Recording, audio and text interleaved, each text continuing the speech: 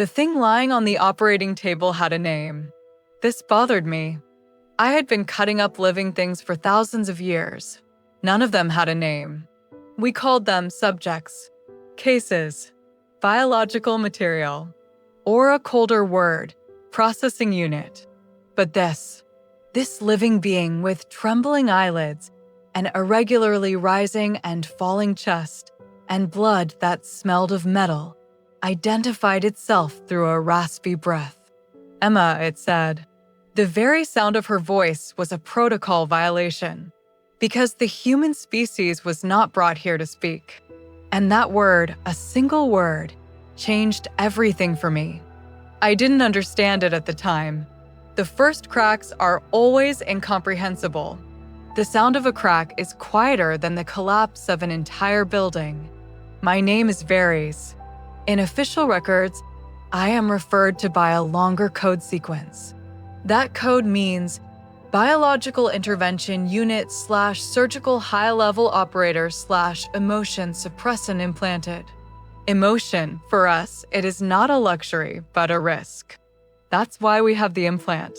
It places a coldness in a fold of the brain that cleanses decision-making. Thoughts become clear, hesitations are pruned. Like a knife. I was the knife. And knives don't like words like Emma.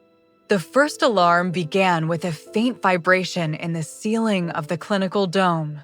The lights turned from blue to white. This meant emergency biological entry.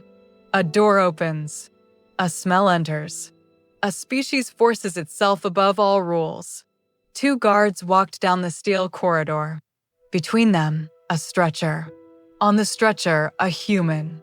Humans are primitive by our standards. But the word primitive is often misunderstood. Primitive does not mean weak. Some creatures learn to survive with low technology. Their skin is thin, but their stubbornness is thick. Their bones break, but they do not give up. This human had not given up. The guard standing by the stretcher looked at me before reading the report. It was a look that said, I'm just following orders. I read the report. Record, enemy species. Status, critical. Source, field capture. Instructions, stabilize. Keep consciousness under control. Prepare for further interrogation. Additional clause, Clause 7. Everyone knows Clause 7. Clause 7. Intervention with enemy species equals treason. There are no exceptions. There is no compassion. There is no by mistake. But the seal beneath the report was heavier, high authority oversight. So this person was no ordinary case. The guard pulled the stretcher up to the table. My hand automatically reached for the edge of the sterile field. I had more than 4 fingers, extra joints designed for surgical precision. Every joint, every movement measured like a metronome. A cold hum inside my implant, steady, safe. I looked at the man's face. The area around his eyes was bruised. His lips were dry. His hair was matted with sweat. There was irregular burn tissue on the left side of his chest. Not a burn, an energy contact. These types of wounds come from our weapons. So he had been brought in from the middle of a battle. When placed on the table, the muscles in his wrist tensed. A reflex. Fear? Pain? In humans, the two often occur simultaneously. I lowered the bioscanning device onto his head. Thin layers of light scanned his body. The results appeared as holographic lines vibrating in the air. Heart rhythm, irregular. Lungs, fluid buildup. Left shoulder, compound fracture. Ribs, collapsed inward. Abdominal area, micro tears. Blood, low oxygen carrying capacity. Consciousness, semi-unresponsive. Mental activity, fluctuating. That was it. This was a case. This was a procedure. And I had done this thousands of times. But then, in the bottom line of the hologram, something appeared that our system didn't automatically add. A word written in human language. Most likely a translation note from the capture team. Name, Emma. The hum of my implant rippled for a moment. Name? This information was unnecessary. Unnecessary information seeps into decisions. And anything that seeps into decisions is a risk. I pulled my hand away from the report. I looked at the guard. Who added this word? I said. The guard shrugged. The field team. They said it themselves. Themselves. People introduced themselves. This concept opened a crack in my mind. We have no introductions. Because we have no I. The moment you say I, you build something outside the system. Everything built outside the system is a crime. Yet this person had said I even on the brink of death. Emma, he had said. I opened the protocol screen. Article 1. Emotions are not displayed. Article 12. The patient is not a subject but a case. Article 19. Failed treatment is not dishonorable. These articles were engraved on the walls of my implant. But there was another line on the same screen. Instruction. Stabilize. This contradicted Article 7. Contradictions are things the system dislikes. When there is a contradiction, responsibility arises. When there is responsibility, someone must be blamed. And that someone is usually the closest. I was the closest. Still, my hands started working. I prepared the nano-repair capsule. A small metallic sphere, millions of microstructures inside. A technology that recognizes human cells and repairs them by imitating them. The human body is foreign to us, but our data banks are extensive. I placed the pain nullifier under his neck, a wave that blocks pain signals. The way humans react to pain is strange. We block pain. They carry it. They search for meaning within the pain. This search for meaning always seemed absurd to me. It still seemed absurd to me. But the person on the table was tired of carrying the pain. Their facial muscles were twitching slightly. These twitches formed an expression. Tears began to flow from their eyes. At first, I thought, body fluid loss. Then the scan screen said, fluid loss is normal. This was not a malfunction. This was a different function. Emotional fluid, I thought to myself. A sarcastic definition I gave myself. My implant doesn't like sarcasm. Sarcasm is uncontrollable. I didn't stop my hand. I opened the incision. The tissue around the energy burn was darkened. Human tissue deteriorates more easily than ours, but it also regenerates faster. This duality, interesting. I activated the tissue synthesizer. It began producing replacement parts according to human cell sequences. I applied a biological frame to stabilize the broken shoulder. The rib had collapsed inward, compressing the lung. The lung. The human's breath was trembling. Was the trembling breath fear? Pain? The will to live? For us, a trembling breath is considered an error. Our breath is regular because regularity is safety. This being was not regular, but it was alive. During the procedure, its consciousness rose for a moment. Its eyelids parted. Its eyes were different. Our eyes analyze light. Theirs feel light.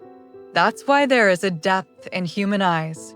That depth is not like a well of data. It's like a void. And that void stares at you. Those eyes stared at me. I was expressionless behind my mask.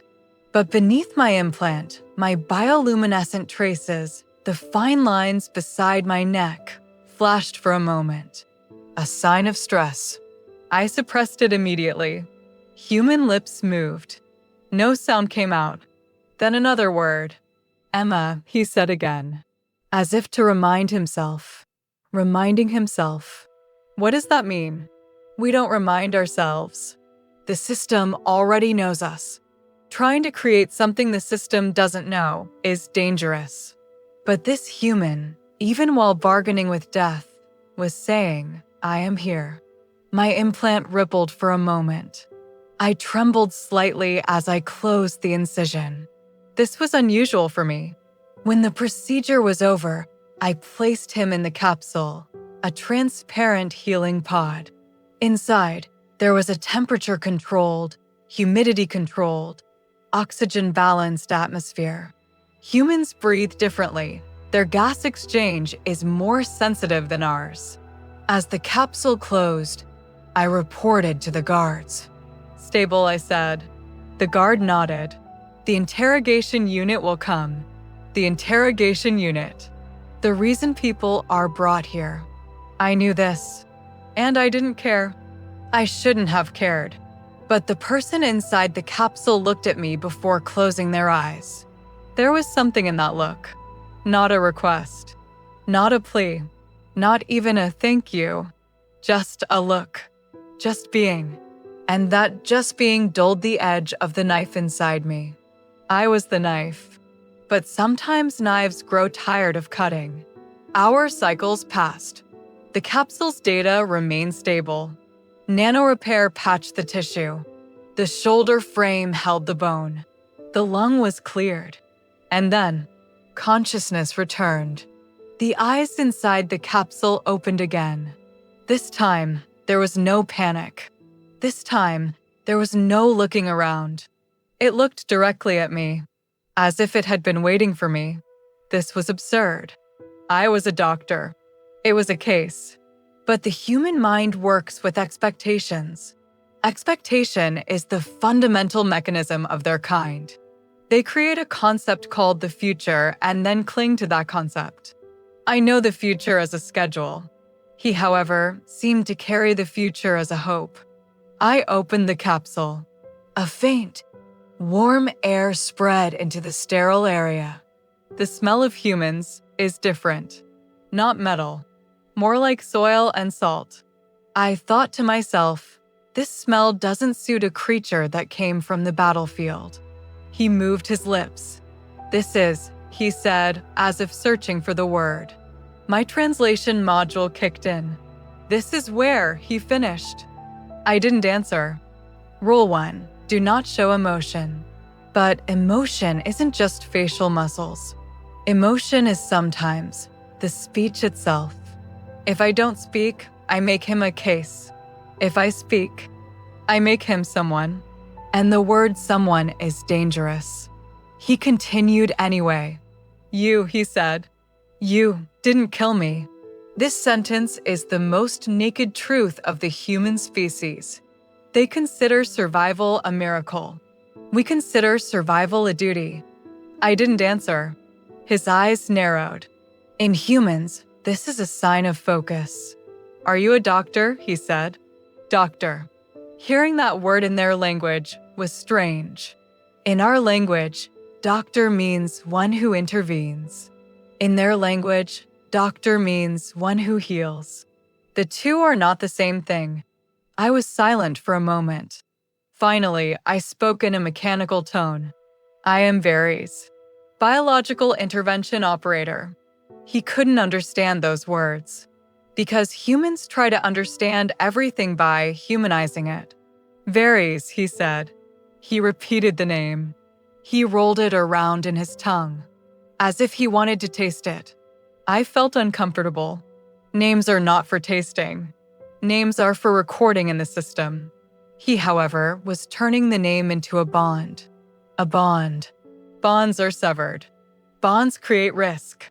That first human moment you mentioned. For me, it started as a mistake. I had to feed him. The human digestive system doesn't directly accept our food packets. So I prepared a neutral solution. Basic amino acids, electrolytes, simple glucose. When I brought the syringe close to his lips, he recoiled. "No," he said. "No. A case doesn't say no. A case is passive." But this human said no. I thought it was a reflex. "Swallow," I said. He stared at me. "You want me to trust you," he said. Trust. With us, trust is provided by protocol, not by the person. The cold knife inside me was drawn again at that word. It's a treatment, I said. He parted his lips, but he didn't swallow. Your treatment, is it to prepare me for interrogation later? He said. Interrogation. So he knew. People know more than we think. Their fears make them observers. My implant said, don't respond. But my tongue wanted to respond. This was something new for me. A warning, unauthorized speech flashed in my mind. I fell silent. She finally swallowed, but she didn't take her eyes off me. And I realized that for the first time, I had made eye contact with a case. The days passed. Emma grew stronger. She could stand up. She staggered as she walked. Human muscles produce a kind of stubbornness when regaining balance after an injury. It's as if the body refuses to accept falling. As she walked, my bioluminescent trails sometimes glowed. I didn't even want to admit this to myself. But it glowed, because her presence exerted pressure on the walls of my implant. One day, she broke the silence. You have a name, she said. I paused. Yes, so do I, she said. Emma. As she said this, the corners of her eyes twitched. Was she preparing to cry or to smile? Human facial muscles are more complex than ours. Emotion seeps into the muscles. Recording is unnecessary, I said. It's not unnecessary, she said. A name reminds you who you are. Reminds you who you are. Who was I? I was the system. I was the protocol. I was the blade. But for a moment, I wanted to remember myself too. This thought frightened me. Fear is forbidden to us. Still, I was afraid. Authority called me. The call came with a red signal. In the clinic, a red signal means inspection. Inspection means search for error. If they find an error, they don't correct it. It's easier to delete. When I entered the inspection room, 3 figures were waiting. Their armor was shiny. Their masks were cold. Their voices were colder. Operator varies, said the one in the middle.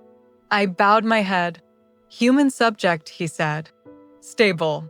Yes, he spoke. It wasn't a question. It was an accusation. He was conscious, I said. Treatment required. Article 12, he said. The patient is a case. Cases do not speak. If they speak, they are silenced. Silenced. The word created a metallic ringing in my head. Article 7, said the one on the right. Interference with enemy species equals treason. The order was stabilize, I said. The figure in the middle tilted his head slightly to the side. The order, he said, was to prepare him for interrogation. You healed him. To stabilize, that's what it is. No, he said. To stabilize is to keep him usable. You kept him alive. You kept him alive. As if it were a crime. Maybe it was. Because for the first time, they defined what I did with one word, keep alive. I had never named it. Emma had. When I returned to my clinic room, there were guards at the door. This was new. The guards seemed to be afraid not of me, but of it. When the capsule room door opened, Emma was inside. She was standing up. She was weak, but her eyes were bright. Something happened, she said. People can smell tension in the air. No, I said, but my bioluminescence traces glowed. She saw it. You're glowing, she whispered. She said the word slowly. You're glowing. For us, it's a sign of stress. For them, it's like a beautiful thing. For a moment, the cold hum of my implant tightened. This is bad, I said. Emma bowed her head. Not for me, she said. Then she added, why did you save me? And there, everything broke. Because I didn't know the answer to that question. The protocol answer was for questioning. But inside me, there was another answer. It wasn't clear. It wasn't logical. Just a feeling. No, I shouldn't say feeling. Like a glitch. Like a deviation. I didn't save you, I said. I did my job. Emma twitched her lips very slightly. Was that a smile? If that's your job, she said, why do your eyes look sad? Sad. My eyes weren't sad. My eyes only analyzed. But she didn't analyze. She saw. Seeing, that's something else. And at that moment, I heard the guards outside the door move. Metal footsteps. The lock opened. Harsh commands. Emma's head turned toward the door. They've come for me, she said. I was silent, because I knew too. And for the first time, knowing wasn't enough. When the door opened, it wasn't air that entered, but authority. 2 guards approached Emma. They reached to place cuff-like bracelets on her wrists. Emma didn't pull away. She didn't fight. She just looked at me. That look wasn't asking a question. It wasn't expecting an answer. It was just remembering. The moment she rolled my name around in her mouth. The moment my lights flashed. The moment she said, "Why did you save me?" The guards approached me. When Emma saw this, she strained her arms. The rings flashed. Not electricity, field compression. Stop, Emma said. The authority figure didn't even look at her. The human voice is not valued in this room. Emma's eyes turned back to me, and in a whisper, "Varys," she said, "don't do this." She said my name, as if the name could anchor me, as if the name could make me me. In that moment, an image appeared in my mind. Thousands of surgeries, thousands of nameless bodies, thousands of cold incisions, and now a name. A single name, Emma. The hum of my implant cracked. As the crack grew, a question arose within it. If I am only a system, why does this name hurt? The moment of decision always comes quickly, not with dramatic music. It comes with the sound of a button. The figure of authority raised his hand. "Transfer the human subject," he said. "Operator Varys, be detained." The guards lifted Emma. Emma's feet scraped the floor. At that moment, I moved. I didn't plan this move. The implant likes planning. This move was unplanned. An unplanned move is close to emotion. I shouldn't have shown emotion, but I reached for the guard's wrist. I touched the control module on the ring on his wrist. A single touch. The module vibrated. The ring went out. Emma's arm was freed. The figure of authority turned to me. This time there was surprise in his voice. Even surprise is rare in their system. "What are you doing?" he said. I didn't answer, because if I did, I would have said something irreversible. But it was already irreversible. Emma's eyes widened. "Varys," she said. I took her hand. A human hand is warm. Our hands are colder. The warmth felt abnormal to me. But at that moment, this abnormality felt right. The guards attacked. My reflexes are fast. Surgical reflexes. Knife reflexes. I grabbed a joint in a guard's armor. It's the armor's weak point. I sent a nerve wave through it. The guard collapsed to the ground. The other raised his weapon. The weapon was energy-based. The human body can't withstand that. I stepped in front of Emma. As I did, a phrase formed inside me. Protection. I was protecting. I was ceasing to be a knife. The energy blast came. I had no armor, but I had the operating room shield. I activated the shield. The shield absorbed the blow for a second. Then it cracked. That crack sounded like the crack inside me. The escape began down a corridor. The interrogation room alarm sounded. Red lights. Metal footsteps. Command voices. Emma was running, but her wound hadn't fully healed. Her steps were faltering. I pulled her. "Run," I said. I said the word harshly, but actually, I said it because I didn't want to let her go. When we reached the clinic door, the outer door was locked. The whole system was closing in on us. Emma, breathless, said, "Leave me." I stopped. "If you leave me," she said, "maybe you'll get out." That sentence. It might sound like one of those ridiculous heroic lines people say, but it wasn't heroism. It was an offer, a choice. It was an exit door for me, and I would have chosen that door for years, because I was the system. But now, my bioluminescent trails glowed. Emma saw it again, and this time she smiled. "Look," she said, "there's something inside you." I clenched my teeth. We don't clench our teeth, because emotions are suppressed. But I clenched them. "Shut up," I said. Emma shook her head. "Okay," she said softly. "Then, tell me something." "What?" "If I die," she said, "will you remember my name?" This question, like a knife scraping against bone. Because a name is identity. Identity is outside the system. I was silent, and in that silence, I heard my own answer. Yes, I would remember. For me, this was a sentence of betrayal. But it was also my first sentence of freedom. There was an emergency exit protocol at the clinic. Only the doctors knew about it. Because when an epidemic breaks out, doctors must flee to protect the system. The system doesn't want to lose its doctors. I opened the panel. My fingers quickly entered the codes. The door opened. Outside, a draft like a cold wind. The hangar area. Transport ships. But the hangar was also on alert. 2 guards at the door. Guns at the ready. Emma's hand was in mine. For a moment, time slowed down. This moment was the moment of choice. I could have saved myself. I could have walked out the door alone and run.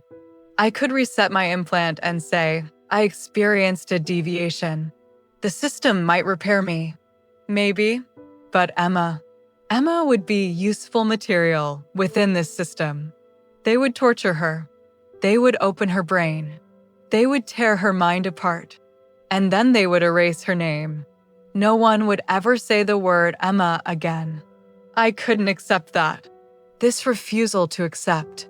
That is where the feeling began. I looked at Emma. "Run," I said. We dashed into the hangar. The guards opened fire. I threw a medical smoke grenade, normally used for sterile areas, but it obscures vision. The smoke spread. Emma coughed. "Keep going," I said. We climbed onto the ramp of a transport ship. I closed the door. I sat down at the cockpit panel. I'm not a pilot, but doctors receive basic flight training and crisis protocols. The system keeps the doctor ready for anything. That's the irony. The system kept me ready to escape. But escaping the system doesn't want that. I started the engine. The ship shook. Fists pounding on the outside. Guards forcing the door. Emma crouched beside me. Her eyes locked with mine. "No," she whispered. "You're really doing this." I took a breath. "Yes," I said. For the first time, I spoke a word I had chosen entirely for myself. As the ship left the hangar, an energy blast passed behind us. The shield system was weak. One more hit, and we would fall. Emma tried to stick her head out the window. "Don't look," I said. "I want to look," she said. That's how people are. They want to see the thing they fear. Maybe that's how they manage their fear. I would have chosen not to see the fear. But now I was looking too. Behind us was a massive structure. The clinic dome was shrinking. And inside that dome, thousands of cases. Nameless. Silent. Severed. Repaired. Used. My past. Emma breathed beside me. "Varies," she said. "What will happen to us now?" This question presented me with uncertainty. Uncertainty is the enemy of the system. But humans live within uncertainty. And now, I was living like a human. "I don't know," I said. This confession lightened me. "I don't know," I said again, "but I know your name." Emma's eyes filled with tears. That liquid again. And this time, I didn't see it as fluid loss. I saw it as something. A bond. A sign. A kind of language of survival. Our escape was short-lived because the system does not forgive a doctor who escapes. The pursuit ships arrived. The radar beeped. Emma raised her head. "They're going to catch us," she said. I searched the panel for something. An option. An exit. A possibility. And there, in the bottom line of the emergency protocols, I saw something. Quarantine ejection. This is for ejecting the ship's cargo bay into space, to remove infected material from the system. The cargo bay. Our ship didn't have a cargo bay, but it had a capsule. A medical capsule. Emma looked at it. I looked at it too. We both understood the same thing. The capsule could be used as an ejection module. One person gets in. The other steers the ship. One could escape. The other would draw attention. This is the mathematics of sacrifice. Emma stood up. "No," she said. I was silent. She shook her head quickly. "You will go in," she said. "I will pilot." This sentence came not from human foolish courage. It came from the human sense of debt. I had saved her. She wanted to save me. It's a cycle. With us, cycles are protocol. With them, cycles are heart. "You're not a pilot," I said. "Neither are you," he said. He was right. The pursuit ships were closing in. The energy lock was on target. We would be hit in a second. I had to decide. I took Emma's wrist. "Listen," I said. "The system recognizes me. It wants me. It wants you, but it wants me more." Emma narrowed her eyes. "Are you going to sacrifice yourself?" she said. I bowed my head. It meant yes. Emma breathed. Then, she reached for my face mask. She touched it. This touch was not a surgical touch. This touch was a farewell. "Your name," she said, "I will remember." Something inside me dissolved. Names exist to be remembered. For the first time, I wanted to be remembered. This seemed terrible to me, and at the same time, beautiful. I prepared the capsule. I placed Emma inside. The capsule closed. Her face was pale behind the glass, but her eyes were alive. She placed her hand on the glass. I placed mine too. The glass was between us. But in that moment, even the glass wasn't thick enough. The pursuit ship fired. Our shields went down. The ship shook. I initiated the quarantine jump. The capsule separated like a bullet. It shot into space. Emma's eyes looked at me one last time. Her lips moved. I heard no sound, but I knew the word. Varies. The capsule drifted away. I was left alone. Pursuit ships surrounded me. The cockpit alarm blared. My implant was strangely silent. It was as if it knew too. It was over. I was caught. The trial was not what I expected, because trials are not established for justice. Trials are established for the system to feel justified. I stood in the middle. Figures of authority surrounded me. The charge was read. Violation of Article 7. Protection of enemy species. Protocol violating escape. Endangering system security. Emotional deviation. Emotional deviation. They said it like it was a disease. Maybe it was.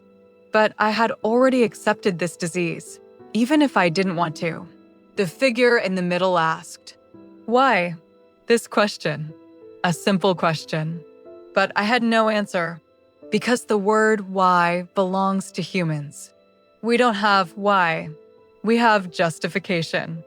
I could have offered justification. Stabilization for interrogation. Information value. Data collection. But these weren't true. The truth was this. It had a name, and the name took away its status as a case. It dulled the knife inside me. I fell silent. The figure of authority asked again. Why? I raised my eyes. The coldness of my implant was no longer complete. My bioluminescent traces glowed in the courtroom. It was a confession. I don't know, I said. A murmur in the hall. We don't murmur. But we did. Because saying I don't know is speaking a language outside the system. The figure in the middle hardened his voice. If you don't know, he said, then you are defective. Defective. We don't repair defects. We weed out malfunctions. The verdict was read. Exile. The word exile is heavier than death for us. Because death is the end. Exile is not being remembered. The system forgets you. It erases your name. It acts as if you never existed. A smile rose inside me. Smiles, we don't have them. But it rose. Because I already knew someone remembered me. Emma. She would remember me. This lightened the weight of exile. The exile ship was a small capsule. They left me on the edge of a planet. The sky was gray. The air was harsh. The ground was not metal. It was real soil. This planet had no name. At least, I didn't know its name. The system loves names. But I now love names in a different way. I stepped out of the capsule. The wind hit my face. I didn't wear a mask. For the first time, I didn't hide behind a filter. I breathed. The air was strange, but it was livable. I was strange too, but I could live. At night, I looked at the sky. The stars. Every star is a possibility. People call this hope. I would call it uncertainty. Now they seem the same. Emma's capsule. I don't know where I threw it, but capsules send out distress signals. Maybe someone will find it. Maybe human resistance. Maybe another species. Maybe no one. And maybe Emma will survive anyway. Because humans are primitive but resilient. And inside Emma, there was the courage to say her name. That courage could carry her. And here I am in exile, repeating the same question every night. What is medicine? For us, medicine is maintaining the system.